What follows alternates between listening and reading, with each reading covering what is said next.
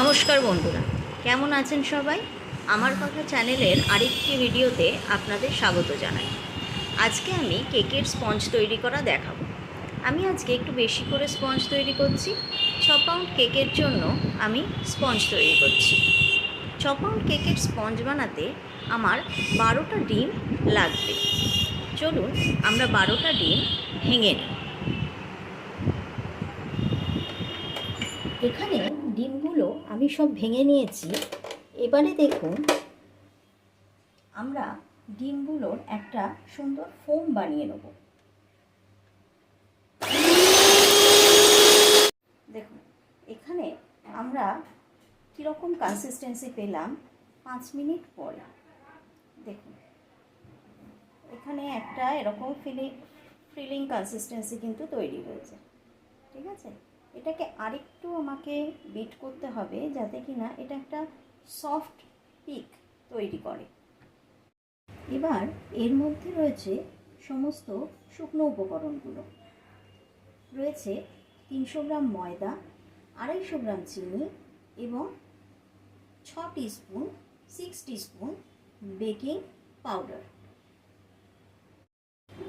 এবার এই শুকনো উপকরণগুলো একটা স্ট্রেনারে নিয়ে আমরা চেলে নেব। এই ব্যাটারের মধ্যে অফ ক্যামেরা আমি শুধু দুটো জিনিস অ্যাড করে দিয়েছি, সেটা হচ্ছে 3 টেবিল স্পুন কোকো পাউডার আর 2 টিস্পুন ভ্যানিলা এসেন্স। এটাকে আমি 10 মিনিটের জন্য প্রিহিট করতে দিয়েছি 180 ডিগ্রি সেন্টিগ্রেডে। ওপর নিচ দুটো রডই প্রিহিট করতে হবে। 9 ইঞ্চি আর একটা 5 ইঞ্চি মোল্ডে আমি অয়েল গ্রিস করে বাটার পেপার লাগিয়ে নিয়েছি। মোল্ডগুলোর মধ্যে ঢেলে দিয়েছি ব্যাটার। এবার আমার ব্যাটার সমেত মোল্ড ঢুকিয়ে দিয়েছি ওটিজির মধ্যে।